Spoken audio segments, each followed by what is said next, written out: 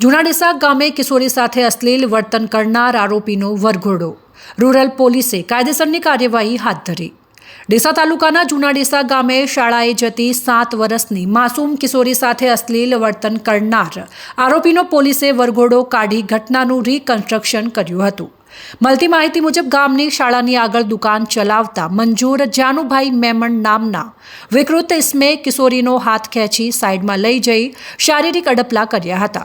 કિશોરી આ ઘટનાથી ભયભીત થઈ ગઈ હતી અને ઘરે જઈને પિતાને સમગ્ર ઘટના વિશે માહિતી આપી હતી, જેથી તેના પિતાએ તાત્કાલિક ડીસા રૂરલ પોલીસ સ્ટેશનમાં ફરિયાદ નોંધાવી હતી અને પોલીસે ગુનાની ગંભીરતા પારખી તાત્કાલિક આરોપી મંજૂર મેમણને ઝડપી લીધો હતો અને પોસ્કો સહિતના કાયદાની યોગ્ય કલમો હેઠળ ગુનો દાખલ કરી જેલમાં ધકેલી દીધો હતો.